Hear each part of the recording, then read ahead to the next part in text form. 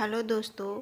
तो हम महाजनपद और मगध साम्राज्य के उत्कर्ष के बारे में चर्चा कर रहे थे, जिसमें एक वंश हम पढ़ चुके थे, हर्यक वंश। अगला है शिशुनाग वंश। शिशुनाग वंश की स्थापना शिशुनाग ने 412 से 398 ईसा पूर्व में करी थी। इन्होंने शासन किया था 412 से 398 ईसा पूर्व तक।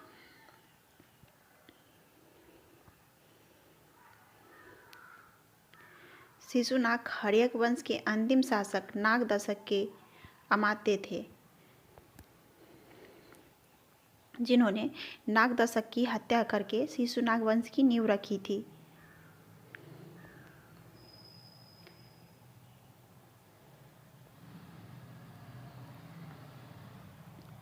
शिशुनाग ने अवंती को जीतकर उसे मगध साम्राज्य में मिला लिया और यह इसकी सबसे बड़ी सफलता थी।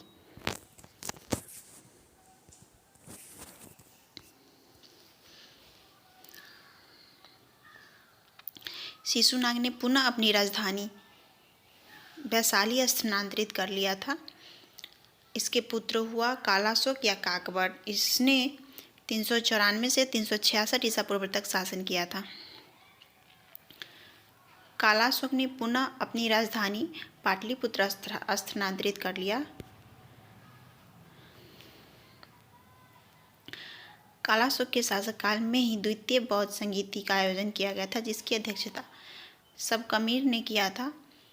इसकी हत्या राजधानी के समीप जब वो घूम रहे थे तब किसी ने छुरा घोंप कर दिया था।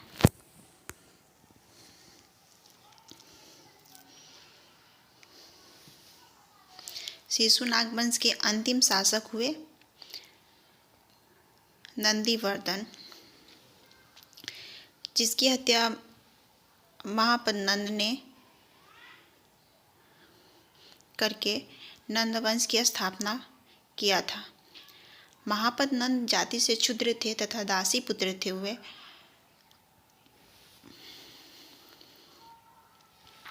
महापद्नंद के ही शासक काल में केंद्रीय शासन की शुरुआत सर्वप्रथम हुई थी। महापद्नंद के पास एक विशाल सेना थी। इन्होंने कलिंग को जीतकर उसके बाद एक राट की उपाधि धारण किया था। महापद्नंद क्षुद्र होने के कारण क्षत्रियों से बहुत घृणा करते थे, जिसकी वजह से ये सारे क्षत्रियों का नाश करके सर्वक्षत्रांत की उपाधि धारण किए थे। क्षत्रियों से ये घृणा करते थे, जिसकी वजह से अपनी सेना में सबसे आगे क्षत्रियों को रखते थे, ताकि उनका नाश हो सके। इनके पुत्र हुए धनानंद। ये एक बहुत ही क्रूर और निरंकुश शासक थे। इस पे कोई भी अंकुश नहीं लगा सकता। निरंकुश का अर्थ होता है इस पे अंकुश नहीं लगाया जा सकता। इन्होंने कलिंग में नहर का निर्माण करवाया था।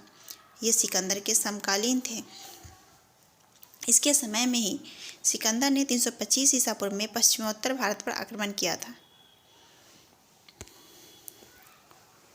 ये जैन धर्म के बहुत बड़े समर्थक थे तथा ये नंद वंश के अंतिम शासक थे।